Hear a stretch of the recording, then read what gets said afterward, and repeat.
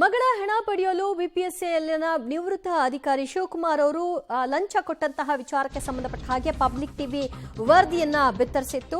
Public TV ವರದಿಯನ್ನ ಆಧರಿಸಿ ವಿಸ್ತೃತ ವರದಿಯನ್ನ ಪಡ್ಕೊಂಡಿದ್ದಾರೆ ಕಮಿಷನರ್. ಕರ್ತವ್ಯ ಲೋಪ ಹಿನ್ನೆಲೆಯಲ್ಲಿ ಇದೀಗ ಬೆಳ್ಳಂದೂರು ಇನ್ಸ್ಪೆಕ್ಟರ್ ಅನ್ನ ಸಸ್ಪೆಂಡ್ ಮಾಡಲಾಗಿದೆ.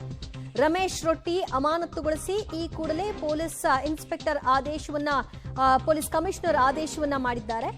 ಮಗಳ ಹಣ ಪಡೆಯಲು ಬಿಪಿಸಿಎಲ್ ನಿವೃತ್ತ ಅಧಿಕಾರಿಯಿಂದ ರಮೇಶ್ ರೊಟ್ಟಿ ಹಣ ಪಡೆದಿದ್ದಾರೆ ಅನ್ನುವಂತಹ ಆರೋಪ ಇತ್ತು. ಸೊ ಅದಕ್ಕೆ ಸಂಬಂಧಪಟ್ಟ ಹಾಗೆ ವರದಿಯನ್ನು ಕೂಡ ಕೇಳಿದ್ರು ಅಧಿಕಾರಿಗಳು ಕೊಟ್ಟಂತಹ ವರದಿಯನ್ನ ಆಧರಿಸಿ ಇದೀಗ ಕಮಿಷನರ್ ಈ ನಿರ್ಧಾರವನ್ನ ತೆಗೆದುಕೊಂಡಿದ್ದು ರಮೇಶ್ ರೊಟ್ಟಿಯನ್ನ ಸಸ್ಪೆಂಡ್ ಮಾಡಿ ಆದೇಶವನ್ನ ಮಾಡಲಾಗಿದೆ.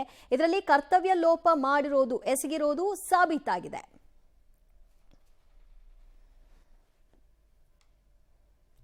ಮತ್ತಷ್ಟು ಮಾಹಿತಿ ಪಡೆಯೋಣ ನಮ್ಮ ಪ್ರತಿನಿಧಿ ನರಸಿಂಹಮೂರ್ತಿಯವರಿಂದ. ನರಸಿಂಹಮೂರ್ತಿ, ಪಬ್ಲಿಕ್ ಟಿವಿಯ ಮತ್ತೊಂದು ಇಂಪ್ಯಾಕ್ಟ್, ಇದೀಗ ರಮೇಶ್ ರೊಟ್ಟಿಯನ್ನ ಅಮಾನತುಗೊಳಿಸಲಾಗಿದೆ.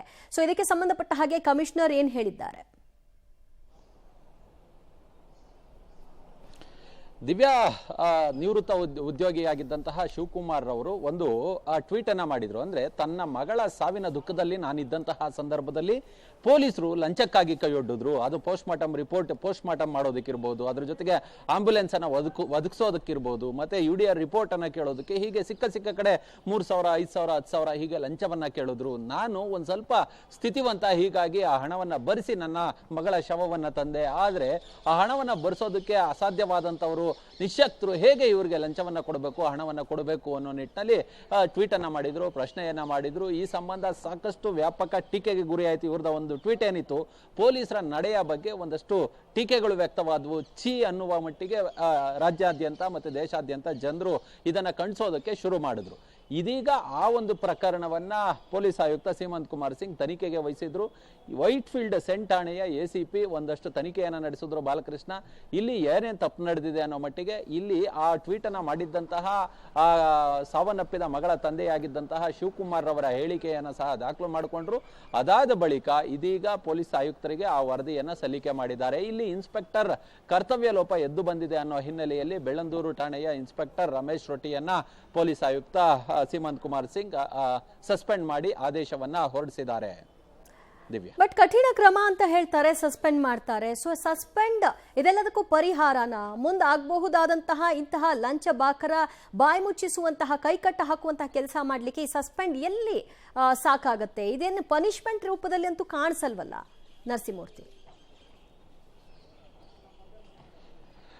ದಿವ್ಯಾ, ಪನಿಷ್ಮೆಂಟ್ ಈ ಒಂದು ಪ್ರಕರಣದಲ್ಲಿ ಆಗಿರ್ಬೋದು ಅಥವಾ ಪೊಲೀಸ್ ಇಲಾಖೆಯಲ್ಲಿ ಸಸ್ಪೆಂಡ್ ಅನ್ನುವಂತ ಒಂದು ಶಿಕ್ಷೆ ಏನಿದೆ ಅದು ಬಹುದೊಡ್ಡ ಶಿಕ್ಷೆ ಅಂತಾನೆ ಹೇಳ್ಬಹುದು. ಯಾಕಂತ ಹೇಳಿದ್ರೆ ಒಂದು ಸಸ್ಪೆಂಡ್ ಆದಂತಹ ಸಂದರ್ಭದಲ್ಲಿ ಅವರ ಪ್ರಮೋಷನ್ ಏನಿರುತ್ತೆ ಅದೇ ತಡೆ ಹಿಡಿದು ಬಿಡುತ್ತೆ ಎಷ್ಟೋ ಸಂದರ್ಭಗಳಲ್ಲಿ. ಯಾಕಂದ್ರೆ ಇವರ ಬ್ಯಾಚ್ಮೇಟ್ಗಳೆಲ್ಲ ಕೂಡ ಪ್ರಮೋಷನ್ ಅನ್ನ ಪಡೆದುಕೊಂಡು ಅವರು ಯಾವುದೋ DYSP ಅಥವಾ ಉನ್ನತ ಹುದ್ದೆಗೆ ಹೋದಂತಹ ಸಂದರ್ಭದಲ್ಲಿ ಇವರು ಇನ್ನು ಇನ್ಸ್ಪೆಕ್ಟರ್ ಹುದ್ದೆಯಲ್ಲೇ ಇರ್ತಾರೆ.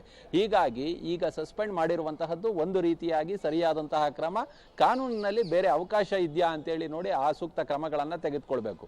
ಇಲ್ಲಿ ಮೂಲ ಏನಿದೆ, ಈ ಲಂಚಕ್ಕೋಸ್ಕರ ಕೈಯೊಡ್ಡುವಂತಹ ಅಧಿಕಾರಿಗಳೇನಿದ್ದಾರೆ ಅಂತವರನ್ನ ತಡೆಯುವಂತಹ ಕೆಲಸವನ್ನ ಇಲಾಖೆ ಮಾಡಬೇಕಿದೆ. ಯಾಕಂತ ಹೇಳಿದ್ರೆ ಮಗಳು ಸಾವನ್ನಪ್ಪಿದ ದುಃಖದಲ್ಲಿ ಆ ಕುಟುಂಬ ಇದ್ರೆ ಅವ್ರ ಹತ್ರ ಲಂಚವನ್ನ ಕೇಳ್ತಕ್ಕಂತಹದ್ದು, ಅದಕ್ಕೆ ದುಡ್ಡು ಕೊಡಿ ಇದಕ್ಕೆ ದುಡ್ಡು ಕೊಡಿ ಅಂತ ಹೇಳಿ ಅವರಿಂದ ದುಡ್ಡನ್ನ ಎಕ್ಸ್ಪೆಕ್ಟ್ ಮಾಡುವಂತಹದ್ದು ಎಷ್ಟರ ಮಟ್ಟಿಗೆ ಸರಿ, ಇವರ ಮನಸ್ಥಿತಿ ಯಾವ ಮಟ್ಟಿಗೆ ಹೋಗಿದೆ ಅಂತ ಹೇಳ್ಬೇಕು. ಸದ್ಯ ಈಗ ಮಾಡಿರುವಂತಹ ಕಾರ್ಯ ಏನಿದೆ ಅದು ಒಂದು ಪಾಠ, ನಿದರ್ಶನ. ಇನ್ನು ಮುಂದೆ ಯಾರು ಈ ತರಹದ ಕೃತ್ಯಗಳಿಗೆ ಕೈ ಹಾಕದಂತೆ, ಈ ತರಹದ ಲಂಚದ ಹಣಕ್ಕೆ ಕೈಯೊಡ್ಡದಂತೆ ಇರೋದಕ್ಕೆ ಇದೊಂದು ನಿದರ್ಶನ ಅಂತಾನೆ ಹೇಳಬಹುದು. ಥ್ಯಾಂಕ್ ಯು ನರಸಿಂಹಮೂರ್ತಿ, ನಿಮ್ಮೆಲ್ಲ ಮಾಹಿತಿಗೆ.